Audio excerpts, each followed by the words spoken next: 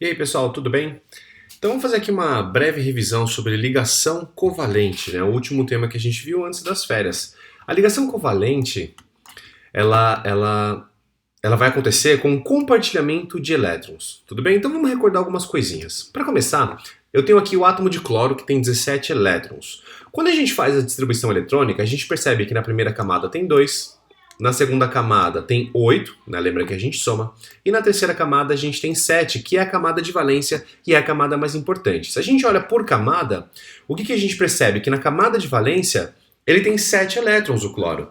Só que agora vamos recordar, um átomo, para que ele fique estável, ele deve obedecer à regra do octeto, ou seja, deve ter 8 elétrons na sua camada de valência. Para que o cloro tenha 8, ele precisa receber 1. Então agora vamos olhar esse caso aqui. Eu vou representar dois átomos de cloro.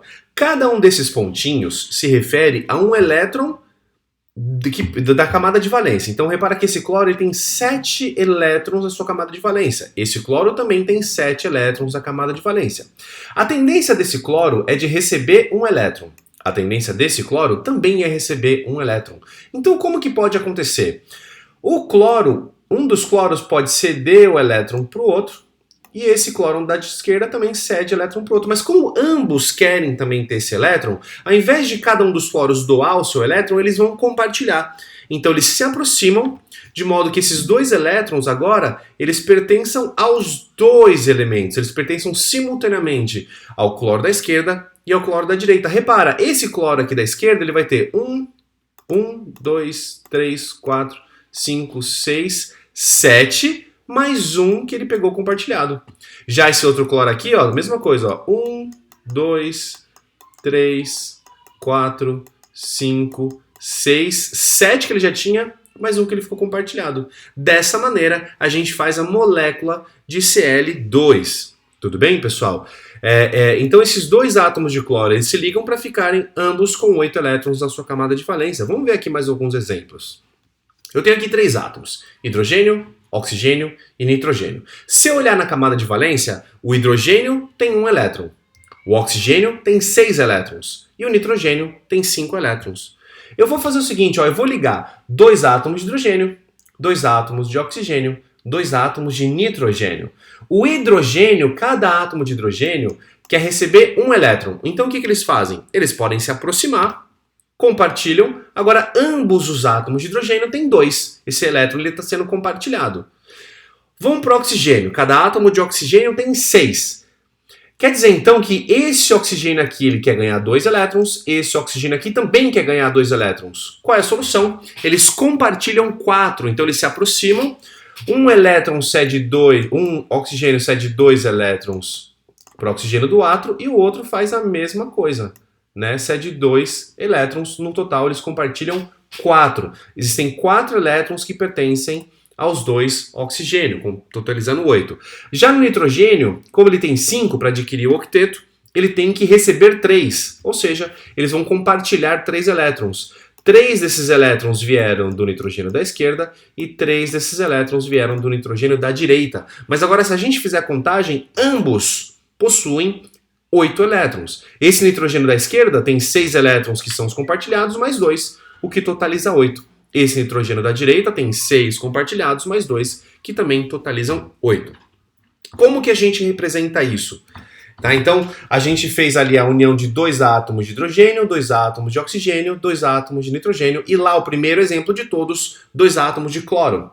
Quando a gente vai... Isso aqui é a chamada fórmula molecular. É como a gente está mais acostumado de fazer. Como a gente usa nas equações.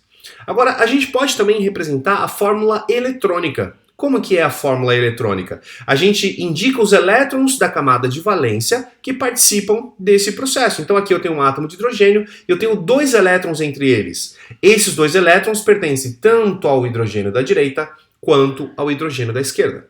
Agora na molécula de O2... esses 4 elétrons aqui no meio pertencem tanto ao oxigênio da esquerda quanto ao oxigênio da direita, totalizando 8 elétrons para cada. Aqui é a mesma coisa, ó. Nesses 2 átomos de nitrogênio, esses 6 elétrons aqui no meio, né, eles são compartilhados pelos 2 átomos. E no caso do cloro, esses 2 elétrons, estão sendo compartilhados. Então qual que é a ideia aqui, pessoal? Os átomos eles vão se ligar de modo que eles possam doar e receber elétrons, ficando com 8. No caso do hidrogênio, como foi só um par compartilhado, a gente representa estes dois elétrons por um traço. A gente chama isso de ligação simples, representado na chamada fórmula estrutural, onde a gente representa os elétrons compartilhados com um traço. Aqui, como são 4 elétrons, né, são 2 pares, a gente representa com 2 traços. Tudo bem? Isso a gente chama de ligação dupla. Já no caso do nitrogênio, como são 6 elétrons, a gente representa com 3 traços e chama isso de ligação tripla. Tudo bem? Ah, Júlio, e se forem 4 pares, né? Se forem 8 elétrons compartilhados, é ligação quádrupla? Não, não existe ligação quádrupla. É no máximo até ligação tripla. Tudo bem? Aqui no caso do cloro, um par de elétrons só compartilhado, portanto, somente um traço. Tudo bem? Então é dessa forma que a gente faz as ligações covalentes.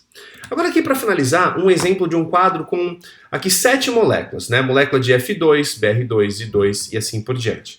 Repara que aqui ele mostra a estrutura, né, de Lewis, também chamado de fórmula eletrônica, e aqui a fórmula estrutural. Um par compartilhado, um traço. Um par compartilhado, um traço. 2 pares compartilhados, 2 traços e assim por diante. O que eu queria que você reparasse é o seguinte, pessoal.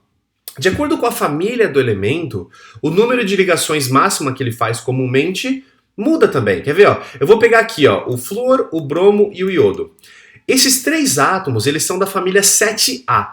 Portanto, eles têm 7 elétrons na camada de valência e precisam receber 1 para ficarem estáveis. Se eles precisam fazer se eles precisam receber 1, repara, o flúor tende a fazer uma única ligação.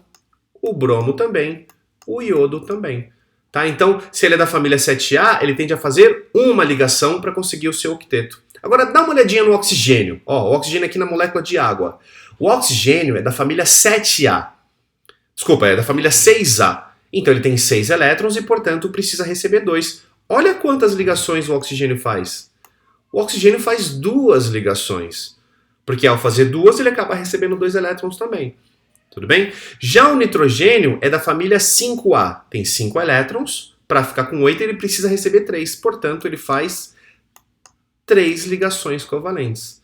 E o carbono, que é da família 4A e, portanto, tem que receber 4, ele acaba fazendo 4 ligações. Então, repara que se eu sei a família do elemento, né, do não metal, lembrando sempre que na ligação covalente a gente tem não metais, se eu sei qual é a família, eu sei quantas ligações ele faz. Olha o carbono aqui de novo, ó. Se eu olhar aqui o carbono, ele tem 4 elétrons compartilhados à direita, 4 elétrons compartilhados à esquerda, totalizando uma dupla aqui na esquerda e uma dupla na direita. Se eu contar o número de bastões, são 4 ligações, né? O número de traços, aqui na fórmula estrutural, são 4 ligações. Por quê? Porque o carbono é da família 4A. Já o oxigênio, sendo da família 6A, ele faz 2 ligações para completar o seu octeto. Tudo bem? Então usa o quadrozinho, ele vai ajudar bastante vocês a conseguirem resolver os exercícios. Tá legal? Então é isso, pessoal. Beijo para vocês e até mais.